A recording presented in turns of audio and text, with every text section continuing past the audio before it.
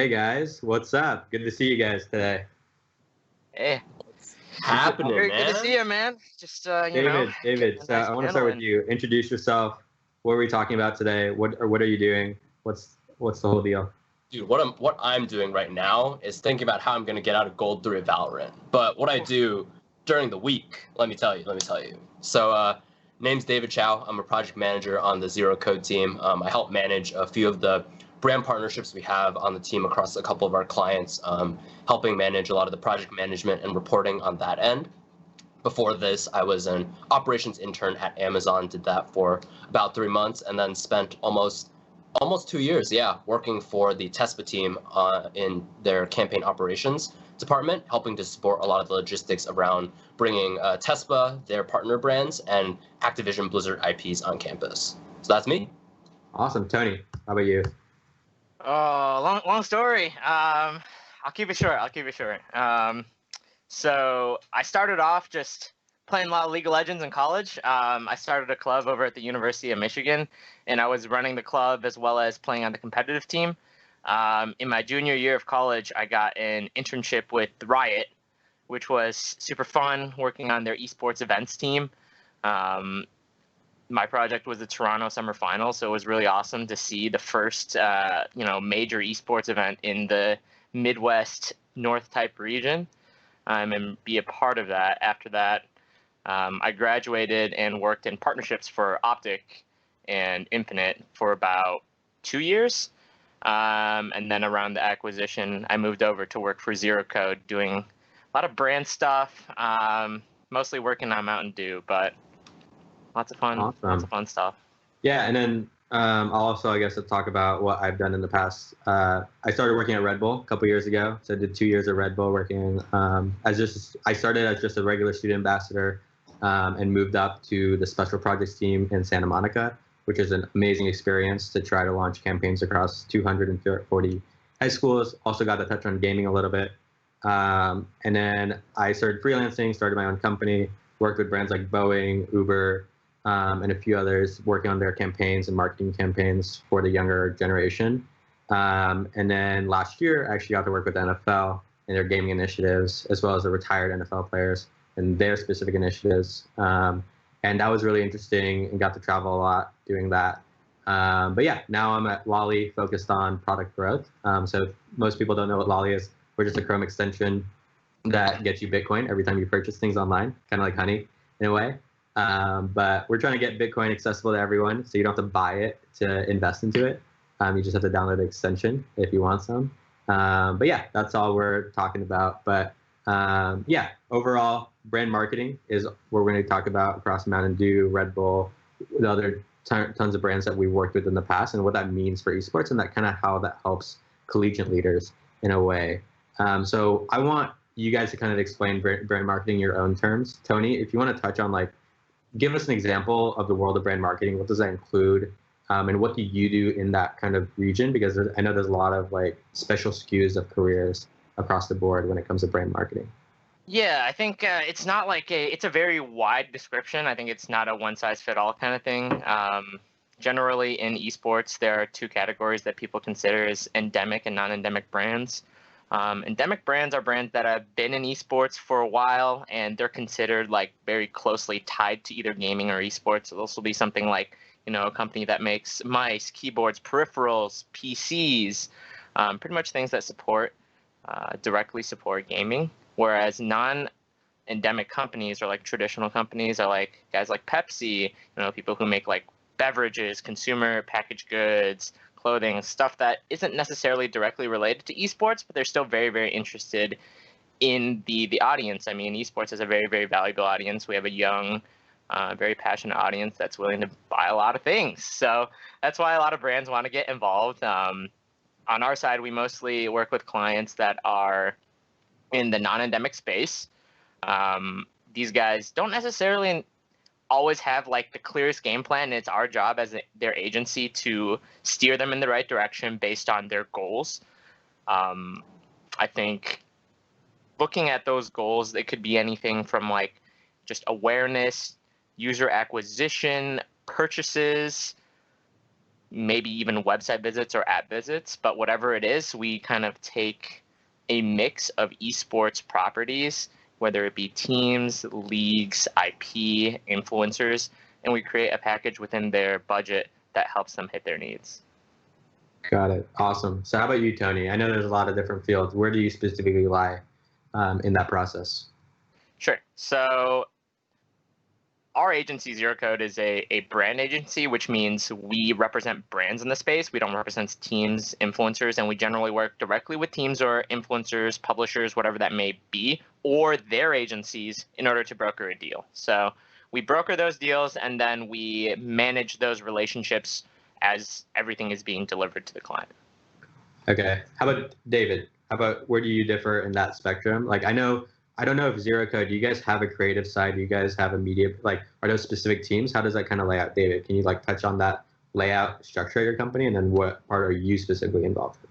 Yeah, so specifically the part that me and Tony kind of do, we kind of do, if I'm going to be honest, we kind of do a little bit of everything. Like, that's just kind of how the way that our Zero Code team kind of operates. But I would say that a lot of what comes down to us is sort of helping to define the strategy that these brands are kind of looking for in terms of entering the actual space. So for example, if Pepsi comes to our team and says like, hey, we're really not super familiar with the gaming space, but we know that a lot of our audience is there and we know that that's somewhere we want to be. Sort of help us craft and build that strategy to enter the space, and then help us manage and execute that idea from start to finish. And like you mentioned, sometimes that comes with a little bit of creative stuff, like making assets, coming up with ideas on neat little activations, or for example, like on the media side, like, hey, like we really want to run ads on Twitch and YouTube. Help us find those connections to do that. Our team has a lot of those connections that have kind of been built across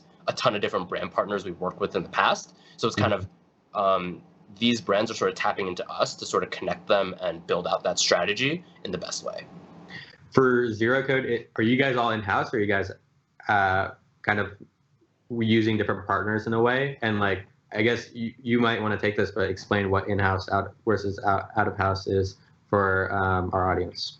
Yeah, I can add. I do want to add a little bit to the previous note. I think like when you define like, do you do creative agency? You know, are you production agency? So we don't really do like a lot of production, but we definitely work a lot on the creative side. For the viewers who don't quite understand the distinction, a lot of traditional companies use a number of very specialized agencies within each project. So for example, if they're putting on a live event, they may use a creative agency to come up with the ads and the marketing and the social creative for it. They might use a production agency for, you know, the production of the event, whether it be the stream or the live production, you know, or they might even use like a talent agency to get talent for their event. There's a lot of different things here. I think in esports, it's still like, I want to be careful using the term Wild West, but it's still like very much a big playground where you can take multiple different areas, and there's not necessarily big specialized companies that do a specific thing. So for Zero Code, it depends. Again, it depends on the client's needs, right? Our biggest expertise is just the level of opportunities that we have in this space, our connections, and the amount that we understand versus other agencies. So for example, a brand may have a primary creative agency that they use for all of their ads and all of, you know, their marketing campaigns. And sometimes we work together with them to help advise them, give them our background, our expertise on the talent that they're using or the target audience that they're trying to hit. And then they use their technical expertise to create like an ad. We've done that before. And like potentially sometimes even if the brand doesn't feel like the current agency they have is a good fit, we'll do the creative ideas for them. So we've come up with a lot of creative ideas for leagues, for teams, for influencers, and you know, we go out and execute on those. Awesome. David, do you want to touch anything? You don't want to add anything to that? No, I think Tony hit it pretty much on the head. I think if we want to lay it into very, very just like layman's terms, I think you can kind of think of an agency as long-term kind of consulting. Like we're basically there supporting the brands and making sure that that everything that they're doing every step of the way, that we're giving them the thumbs up and being like, hey, like this is a good idea, this is going to mesh well with the gaming community, and this is going to do well. So sort of just being that supporter on that side for them. Yeah, 100%. I think for like you guys touched on it hard, like pretty well in that like there's many different structures of agencies. There's many types of agencies, and I think that's one of the biggest pitfalls that people fall into when it comes to newbies in the space that are trying to enter an agency market as their first like step into esports, which usually is like the way a lot of people go, just because maybe a brand is like a little too restrictive on who they hire, and they might be looking for someone a little bit more experienced. So I'm curious what you guys have to add onto other kind of pitfalls that newbies kind of have when entering the career, as well as like what you wished you did differently when you entered the career, so that you're better prepared for what you're doing right now. David, if you want to tackle that first.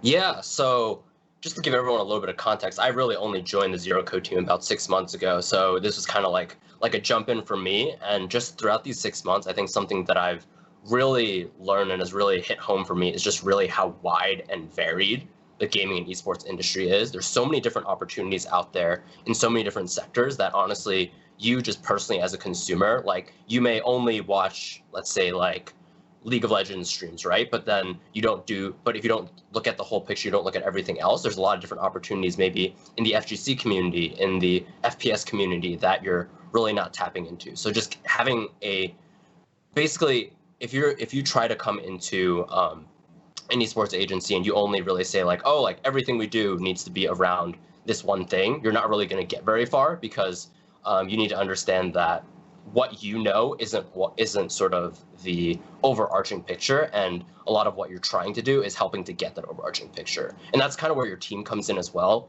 Everyone's going to come from a different background, with a different set of expertise, and as a team, as that agency, you kind of want to come together and sort of support each other and build each other up and make sure you're all proposing different ideas based off your different backgrounds and sort of coming together and succeeding like that. I think that was the biggest thing for me, at least, that took a while to learn, but it's something that you do have to pick up on pretty quickly. Do you think there's any way for individuals to kind of start learning and getting in that direction pre-agency? So like maybe in their college careers, what they can do in their clubs and organizations that kind of nail on that aspect and like helps them kind of guide them to that project management type of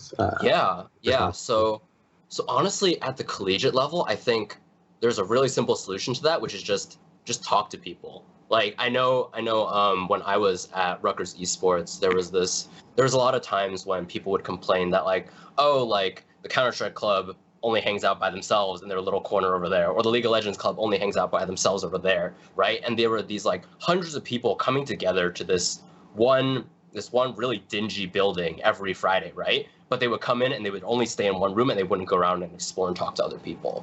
I think if you're in that type of situation, just going around and talking to a lot of different people, getting their insight, finding out what type of game that they like to play, find out what they're following on a day-to-day basis, what type of media they're consuming, I think that's a really interesting way for you to kind of go into one spot and just be able to see just how varied and how many different opportunities there are in the gaming esports space. 100%. Tony, do you have any like thoughts about like things that you wish you did differently on your career path, as well as what you think that others should do as kind of a learning from some of your mistakes in the past? Yeah, I think when you enter the industry, you don't necessarily have to be incredibly picky about whether you join the team side, the brand side, the agency side, or even the publisher side. I think a lot of esports and particularly gaming is very interconnected. For what David said, like I want to go back to that. We do work on like a lot of different things. So a lot of people when they're very like when they play a lot of League of Legends or a lot of a specific game and they're like, wow, I really want to work in the esports industry. You don't necessarily, at least for me, it feels like that isn't necessarily the best path forward. Esports is a big thing that's getting bigger by the second. But when you add esports and gaming together, you get a significantly larger addressable market, simply from all the people that play a number of different games that either aren't esports or people that play games that aren't necessarily interested in the esports. And that's, I think, where a lot of people, especially people who want to get into the industry, get stuck, where they really want to work on an esport, like maybe a specific esport. And I think you're limiting yourself too much by thinking that way. I mean, for me, when I first graduated, I was all about League of Legends. I clocked thousands of hours in the game. I hit the highest rank. I was ready to just go work for a League of Legends team, and that's it. and thankfully, I had some mentors who pointed me in the right direction, and I got a good opportunity that did cover a lot of different spaces. But yeah, I think, like, again, being more well-rounded is more important for a newer person in the industry. And in that, I would recommend you to take opportunities that let you touch as much of the gaming and esports space as you can. So, for example, at my time with Optic Gaming, I touched, working with players, working with influencers, working with video production teams, working with, social marketing teams. I worked with publishers to come up with campaigns that involve our talent, as well as I worked with a lot of different talent and brand agencies, particularly, that wanted to leverage our talent. And, we collaborated on creative ideas that would bring them the most value. So yeah. I think, again, just going into a space where you can get the most out of it, but also putting in your best effort to get those opportunities. Because if you join, for example, like, a team as a social manager or a talent manager, and you just kind of sit in that lane, you're not going to get as much experience as if you went out of your way to say, hey, I've been around these players so much, or I've really touched, or I really have a lot of experience with our fan base.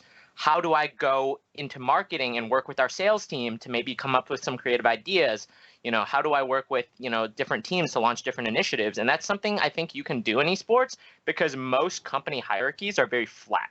And in that way, it's also very scrappy, where they want people who will fight for opportunities. They want people who will go above and beyond and really, chase their opportunities.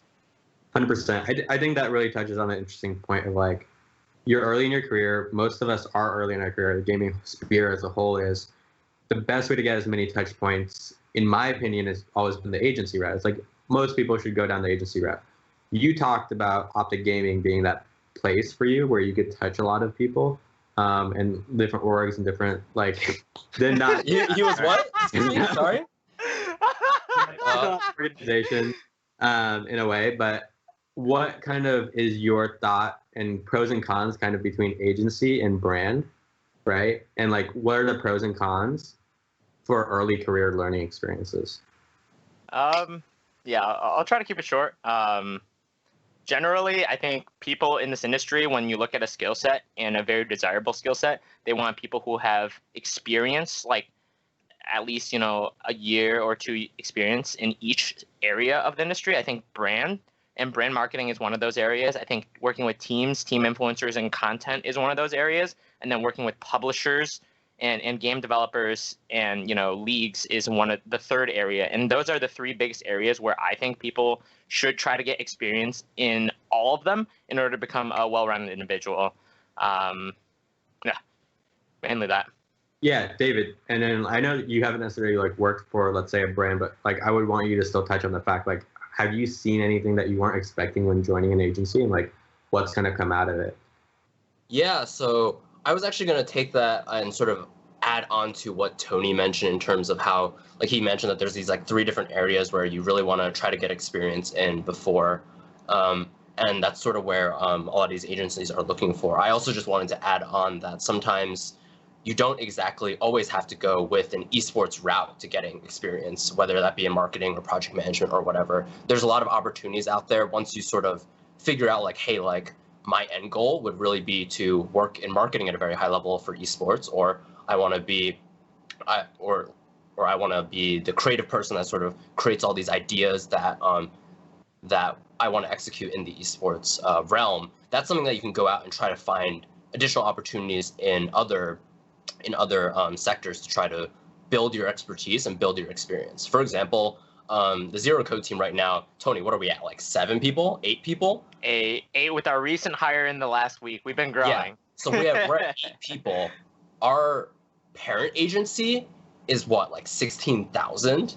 Yeah, it's one of the top 3, like, ad agencies in the U.S. Omnicom is one of the top 3 ad agencies in the U.S. So we're a very, very, very small group, but also, like, a very valuable group that's, like, getting business from everyone else. So a lot of our business actually comes from clients that our agency already has.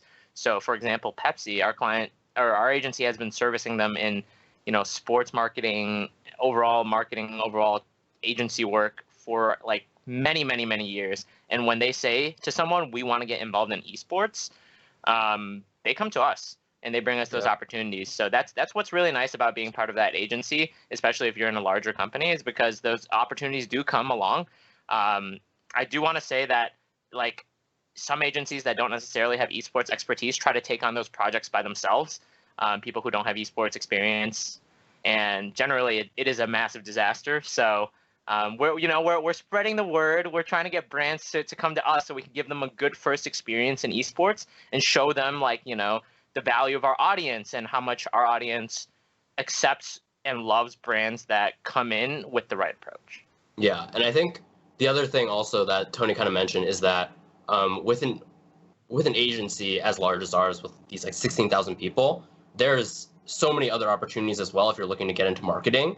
So many other entry points in there, right? Like, for example, we sit right next to the guys that run all of the sports brand partnerships for Omnicom, right? So if that's something that you're interested in, if you're interested in both esports and sports, and maybe you want to try to get that connection through there, or just go in from some other angle, there's a lot of different areas for opportunities for you to build experience in marketing that can one day transfer over to esports. I think at least 2 or 3 people from our team actually transferred over from the sports side. Yeah. Even some of the top guys that I worked with in esports across my experience, like, there have been some very, very excellent hires from outside of sports. So, like, I've worked with people who are from, like, motorsports, people who have just done, brand agency stuff. And they have sometimes no interest in actually playing these games, but they're excellent because they bring in experience and expertise from diverse areas that help us come up with new experiences. So, for example, if you're trying to do like a sponsorship activation, these guys have been doing this for hundreds of years in the NFL, the NBA, in motorsports, and they have like a different angle and experiences that they can bring in to really show you something that isn't even done in gaming. Bobby, maybe I think it would be a good time to take some questions from the audience. I know we have a couple questions in the Twitch chat. I see some really good questions out there that I think we'd like to answer. Yeah, 100%. Let's see. Do we got any? Let's see. So yeah, first one we got is, what advice do you have about people seeking internships? I know internships have been really weird this summer. And some people are still getting internships, but I know coming fall, a lot of brands will start opening up those internships. Yeah, David, you want to take that one? Yeah, so I think first off, I just want to say hats off and major props to all of you students out there right now that are just going through this COVID while being a student and sort of having to go through all of these sort of obstacles that us that graduated a couple years past really never had to deal with. You guys are really in like an unprecedented time, and it's definitely an interesting time to be trying to get an internship, even more so an internship in esports and gaming, so for example. So I think the first piece of advice I would give is very similar to what I touched on before. If you kind of know the path and the direction you want to go, maybe it's even something that is part of your major, try to find really any opportunity that is at least remotely related in some way, even if it's not in the esports and gaming industry. It gives you something to do. It gives you a chance to really prove yourself, and it gives you experience in another industry, like I mentioned before, that you'd be able to go ahead and take into esports and gaming when the time is right.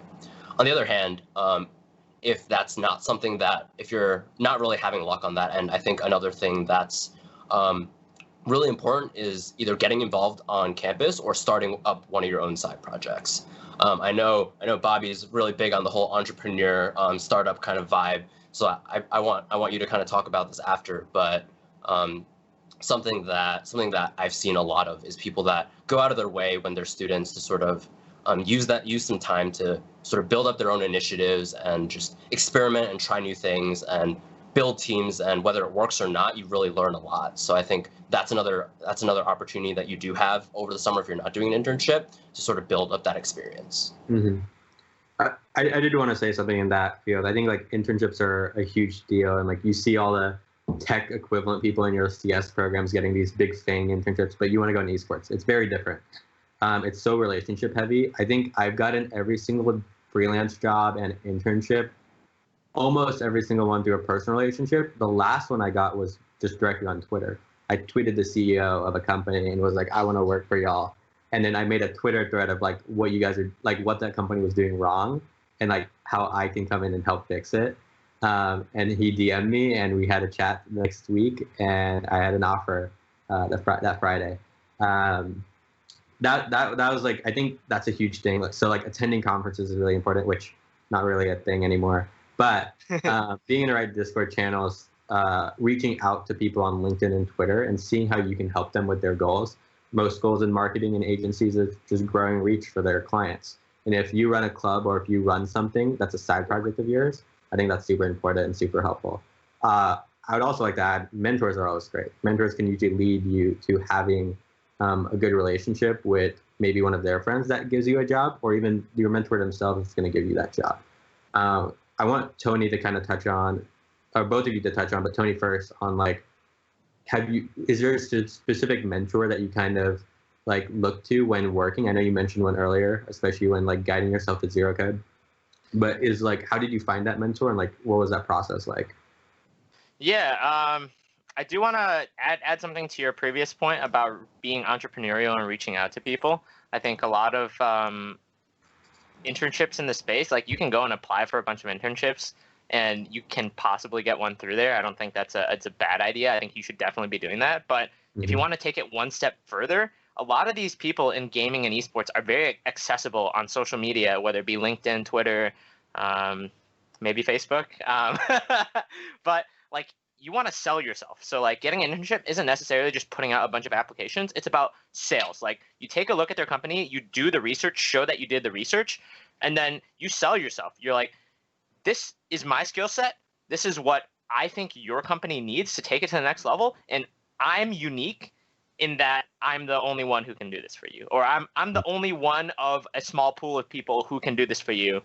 And then that is, significantly more likely for you to get a position than someone that's like, oh yeah, this guy has a pretty good skill set. We can probably toss him in somewhere. If you know what you want to do and you've identified a place for it, it's much more likely that someone will pick you. In terms of finding a mentor, I think I got lucky. I just got mentored through people that I met through either hosting my club at the League of Legends Club in Michigan, or really just playing video games. I think a lot of people in the industry do play video games, and a lot of them suck at them. So if you're good at games and you find like, an industry group where you're just like carrying people, teaching people how to play, that's like something that you're bringing to the table, even though it seems a little silly.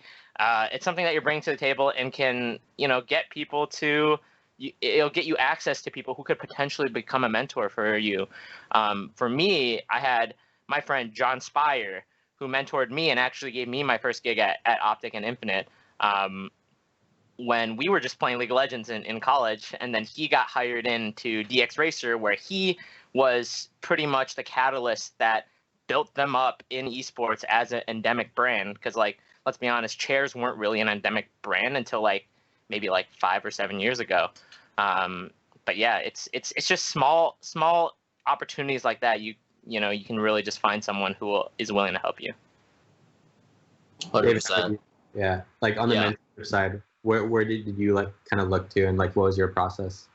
Yeah, so first off, Ken confirmed Tony is a fragger, and he does use that to get his industry contacts. So if you're a fragger, definitely don't be afraid to use it. In terms of myself, when it comes to mentorship, I think a lot of it does come down to sort of the people that I met while doing a lot of the work that I was doing back in collegiate, both in esports as well as in some of the extracurricular work that I was doing outside of it, specifically for my major. So on the esports side, you had all the founders of the Rutgers Esports organization, Alex Adam Baugh, and I think even Scott Zachman, if he's in the chat. I think he was in here before, but he was someone who kind of, when I first joined, they were all there to sort of support me and sort of look at a lot of the things that I was doing, give me criticism, give me advice, and sort of help me move forward in that regard. Additionally, kind of just tapping into a lot of the mentors I had specifically in my major. So I was a supply chain management major, really focusing on operations, which has helped define a lot of the work that I'm currently doing in project management. But tapping into my professors, talking to them about what I was doing in gaming and esports, using that actually as a presentation and doing reports on it specifically for my project management class, and sort of getting their feedback on what I was doing right, what I was doing wrong. I think if you're in a career path that sort of aligns with what your major is, even if you don't feel like there is as much esports application, try to find those opportunities. And I'm sure your professors, if you have a good connection with them, might actually be able to support you and give you more advice on that end as well. Yeah, 100%. I think mentorship from your professors is like the most accessible thing that we have. You did touch on the fact that you did projects, and I know in hiring and gaming, projects are a little bit more interesting and more valued. If you go into a normal career path, it's often your resume, you do your interview, whatever. In gaming, I don't think we have time to deal with bad employees. So we just go straight to the case study, straight to your work, see what you've done in the past, your portfolio, especially if you're a graphic designer, portfolio, of course. But even as a PM, I think case studies are really important. Was there any side projects that either of you did early on that kind of helped you with your career moving forward? And like, how did you showcase it? How did you learn to kind of like package it together? Because the package is like the main part of it, right? Right. And so I don't know if either of you have something off the top of your head you want to. Yeah. No, for sure. I think like for me, it was actually experience that like directly was in my college club. So starting up the esports club, I had a lot of leadership opportunities because I had volunteers that were part of my board, and I had to help create like a structure for the club, create marketing plans to get people in, a social media plan, and then manage like a lot of different professional collegiate teams. Tony, you were part of those teams, man. Honestly, I'm very grateful to them because as a leader, I learned a lot, like, being willing and comfortable with giving up responsibilities to people, being able to trust people, giving others opportunities to build them up, I think is a lot of the things that I've learned as a collegiate leader. I've also, worked a lot of sponsors, which actually helped me get my first gig, getting sponsors for my professional teams. So it's like, when you're asking a company for like maybe like 5 headsets, or maybe even like 10, 20 headsets, or like, mice, keyboards, or maybe just like, a little bit in support, like, can you pay for the pizza for this event? And we'll throw you up flyers across the whole campus. It's a lot easier than trying to sell in, $100,000 or like even $1 million sponsorship. So when you get started, that can also help you make a lot of connections, because a lot of the guys in this industry, myself and David included, did come from collegiate, and we respect the people who are grinding out there, and we want to help you out wherever we can. 100%. 100%. Yeah, and I think go ahead. Cool. I'll try to keep this short, but I think just something I did want to touch on as well with what you were saying at the end there about like some of the different activations you can do on the collegiate side. Like Tony mentioned, both of us came from collegiate. We've seen and we kind of know normally what a collegiate event and a collegiate sponsorship kind of looks like, right? Like a sponsor comes in, they ship you a box of stuff, you give it out, you take pictures, and then that's kind of the end of it, right? I think something that just in terms of a piece of advice for any of you event organizers in the collegiate scene right now is when you're in partnerships and when you're trying to do these partnerships, just know that if you can go the extra mile and try to find a more creative way to implement the partner's products, or find a way to maybe uniquely distribute it, like some sort of social giveaway, or maybe something that even aligns with whatever the marketing campaign the brand is doing on like a high level on social, it's something that will really set you apart and really goes a long way. And that's really the type of mindset and thinking that we're really looking for when we start hiring. I know when I did my initial screening for this job, it was actually with Tony, and he kind of just put me on the spot and was like, all right, like there's this beverage partner here. They want to do an activation in this game. How are you gonna make it? How are you gonna do it? And it was just right there. You just had to think of it and just kind of spitball it. And a lot of that, if you can start training that early, it works out for you. Mm-hmm. Yeah, KPIs are a big deal. I think like, and especially on those like kind of end of campaign reports and like making that good relationship with that representative from that brand that you've worked with might lead to a job in the future. And it's definitely led to some relationships that I've made in the past. We touched on hiring during that conversation, and I kind of want to go back to all the students that are kind of listening. What can they learn right now that will help them in kind of the marketing brand agency field? Like, I know SEO is a big buzzword that's thrown around, but like, what the hell does that mean? What are we kind of looking for these students to actually know and how to learn? And how can they show that to you other than just putting it on a resume? Well, what should they know? And like, where can you call BS on some of that? Because I know a lot of people have written a lot of stuff that they're not capable of doing with one simple question I've asked them. Yeah. So Tony, if you want to touch on that. I know that was a long question, but yeah, honestly, I've been taking a lot of these questions, so I'm gonna let David touch on it first this time. Wait, I was just about to say you actually majored in marketing, but all right. Let me take a stab at it. I took a single marketing class back in college. Bet. All right. So I think I'm gonna come at this from kind of a collegiate esports organization angle, where I think there's actually a lot of different opportunities for you to practically learn about marketing and what KPIs a partner is really interested in just by running your own collegiate esports organization. So I think the first thing that a lot of collegiate esports organizations don't really do is really understand how to sell themselves based off of their social platforms.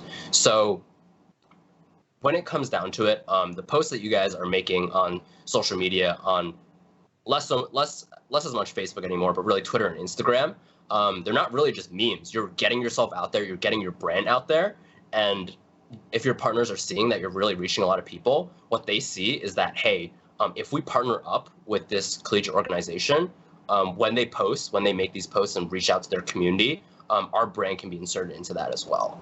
So I think getting a good understanding of sort of what your capabilities are, for example, like when you're talking to a partner, like, hey, like if we do a partner post for you, it's going to get X thousand number of impressions on Twitter and Instagram. I think that's a real valuable way to start if you want to go in and start pitching and doing reporting for these sponsors in a way that kind of goes above and beyond what they normally get.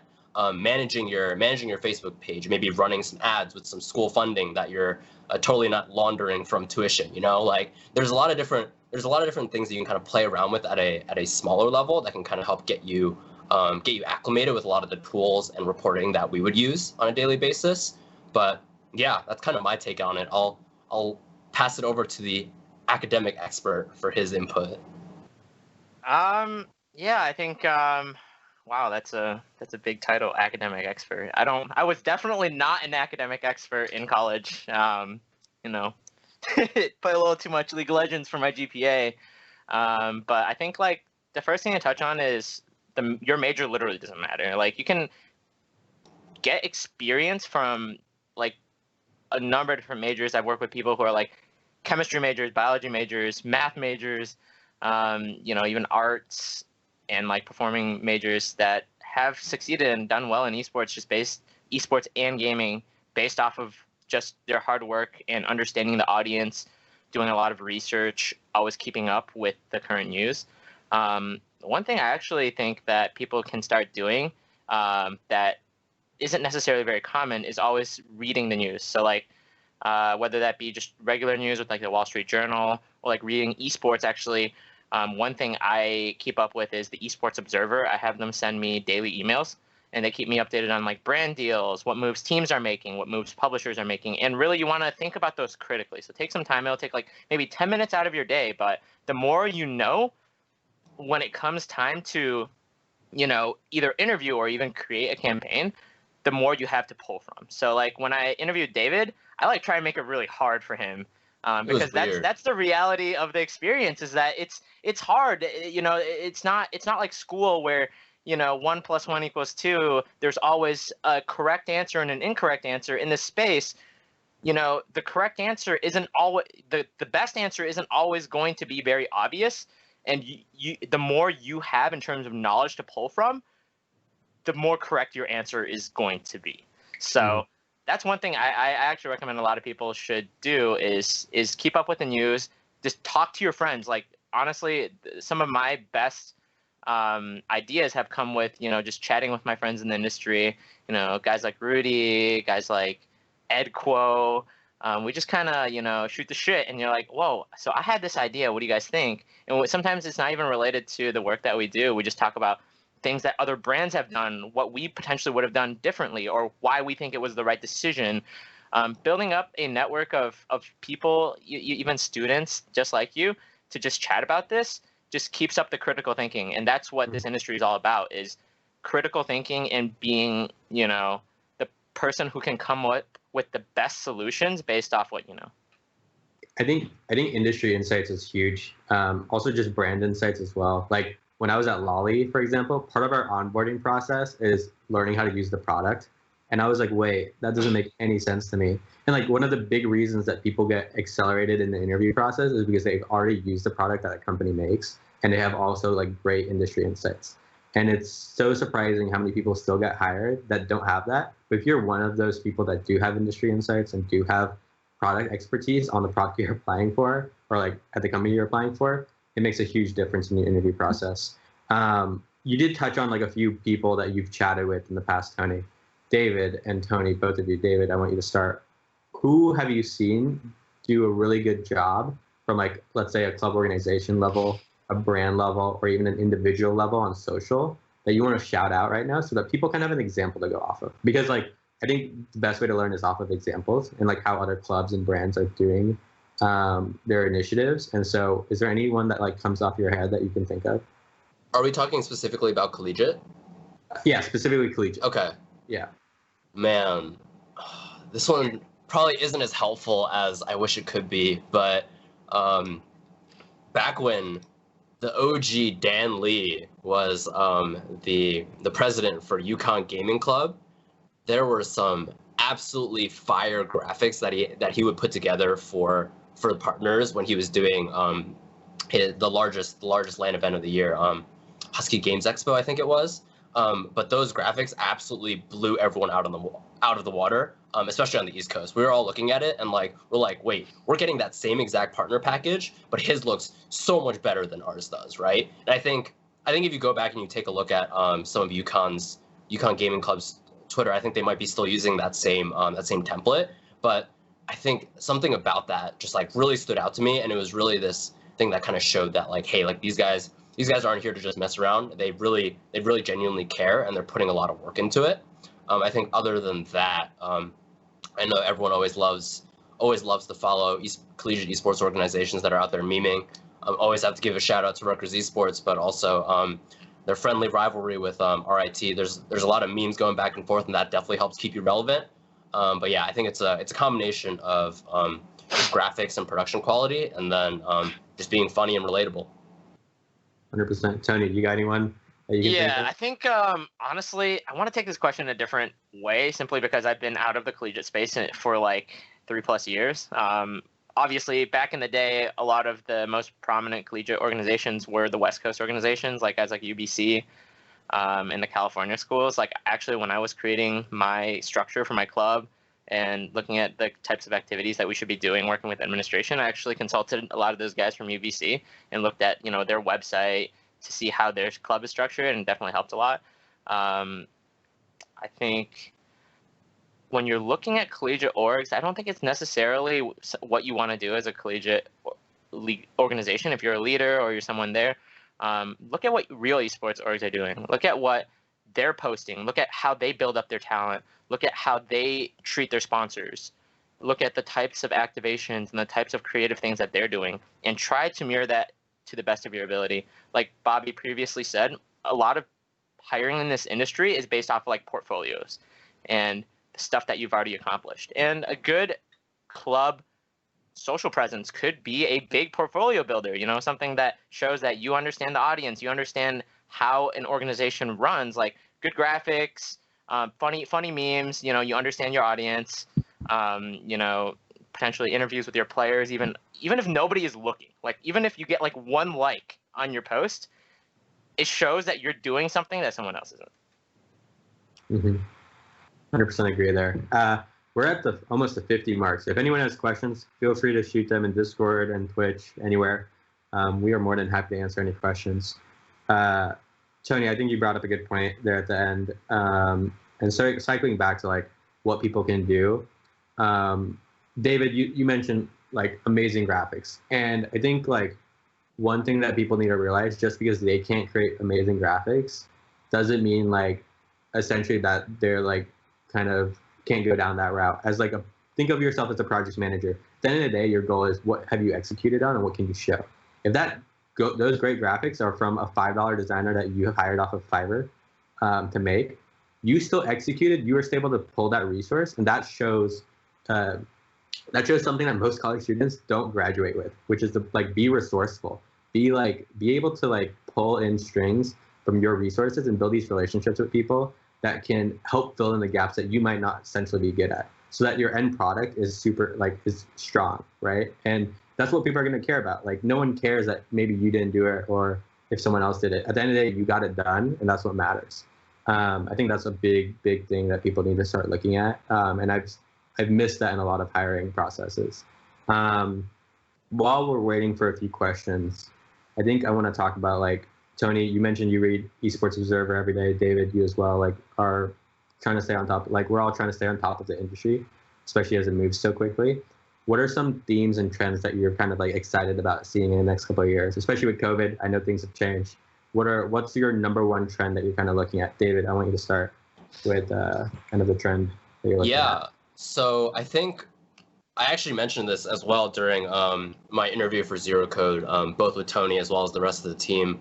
But I think the part about brand partnerships specifically within the esports and gaming industry that interests me the most right now is sort of the different opportunities that are coming up for in-game integrations for brand partnerships. It's actually something that just recently made the news, specifically with Riot Games and what they're doing with the League of Legends esports scene, where they're adding in-game banners with their brand partner logos.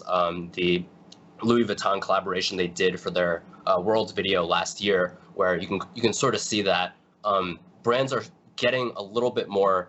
They're sort of finding that fine line between getting brands and partners into their games while still making it feel natural and allowing it to resonate with the community. I think that's a part that I've always felt really interested in, just knowing that those types of integrations are just so hard to do, super expensive to do, but if you do them right, the community is definitely going to recognize that as well. I think another direct integration example for that was when Blizzard did their Lego Bastion promotion. There was like a promotional event in game where if you played a certain number of games of Overwatch, you can unlock a Bastion skin that was all completely made of Legos. And just knowing Blizzard throughout the past couple of years, they've always been extremely protective of their IP, and to see something like that actually come to life is really exciting for the brand partnership side of business. So I think that on my end is something that I've always kind of geeked out over, and something that I'm excited to see more of moving forward. Okay. Tony, how about you? What are your thoughts on kind of like new industry trends that you're looking towards? Sure. I think might be kind of a cop-out, but looking at traditional brands and how they're much more willing to enter into esports now and embrace it wholeheartedly. There was actually a study done, I don't want to say the exact numbers, but looking at people who identified as gamers versus people who played video games and didn't necessarily identify as gamers, we're seeing that number go up significantly. People aren't, it's not like the gamers, the pasty dude or the pasty, person in the basement, never seeing sunlight, no friends, just online gaming all the time. The average age of a gamer is well over 30 now, and people are noticing, hey, within gaming, there's competitive esports, but also people who play mobile games, people who play, single player games, and those can be gamers too. People are really embracing the culture now, and that brands are more willing to come out publicly and say, yo, gamers, we are targeting you directly now. And they don't have a bunch of boomers just making fun of them. Oh, gamers, those guys never go outside. So in that, we've seen a lot more brands open to gaming and esports and coming to us directly and saying, how can we get involved? And that's a trend that I'm particularly very excited about, because the more brands that enter the space, the more money, revenue flows into the space for these organizations, for the influencers, and more things that you can, more opportunities for everyone in general. So, when I first entered esports and gaming, The only opportunities, or a lot of the opportunities that I was looking at, were at at endemic companies, so companies that have already been in esports for a very long time, publishers and teams. And now there's a lot of opportunities with brands that you wouldn't even think about in esports, that have very close connections to each of the three main areas, publishers, teams, and brands, that you can get all of that experience in. So I think that would be my answer. I think a lot more mainstream acceptance is going to lead to just a much wider addressable audience and more brands willing to play in the space. Dope. I think that brings up a lot of good points. And overall, like, the industry as a whole is going in a weird direction. I think this is our time to shine, right? Like, Twitch's whole rebrand was around the fact that we are all gamers.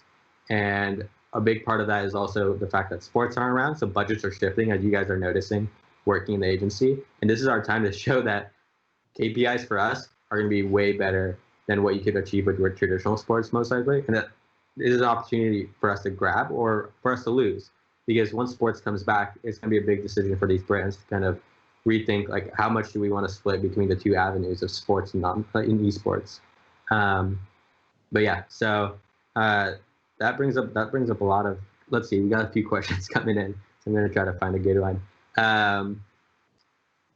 Yeah, so a lot of for collegiate leaders, a lot of esports is talking to your aka boomers that you considered.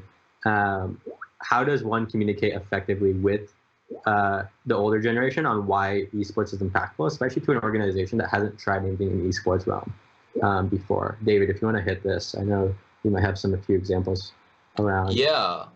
So I think primarily on my end, I tend to take things with a more analytical and data-driven approach.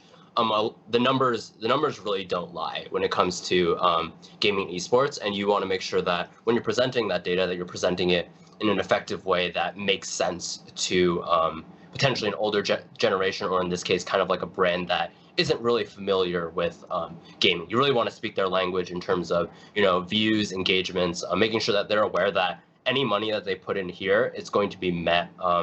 They're going to be generating an ROI, and it's going to be a valuable one specifically for them, especially knowing that a lot of these brands are out here targeting the younger generation, maybe something within that 18 to 24 range. And gaming has been and still is and will continue to be a really effective way to go about that. I think the other important thing there as well is that once you've sort of sold them in on that, and you're beginning to conduct that strategy, making sure that what you're doing is very authentic and resonates well within the gaming audience and really speaks to them in a way that shows the brand as being involved, almost like a fan of gaming and esports, who is there to really support the scene in a sense.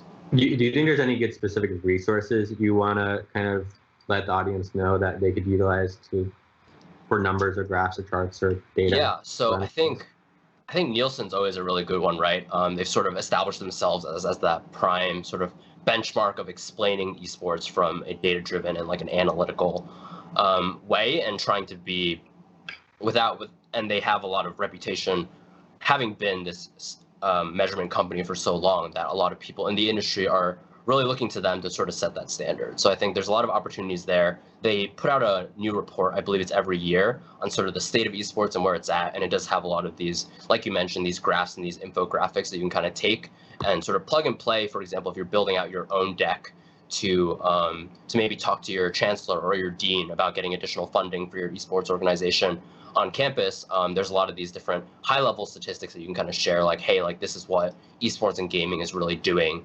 across the whole world. Awesome. Yeah, Tony, do you want to add on to anything? No, I think David did a really good job of touching on that. I think, again, it's just keeping it very open-minded in the space helps you come up with the best ideas. I think understanding different areas of the industry will help you come up with opportunities for those different areas and reach the widest addressable audience. Okay. Yeah, well, we're almost on the hour mark. We're going to probably close out. David, do you have anything you want to shout out? Anything you're working on the side? Your Twitch stream, your Twitter, whatever you want. feel free to shout it out.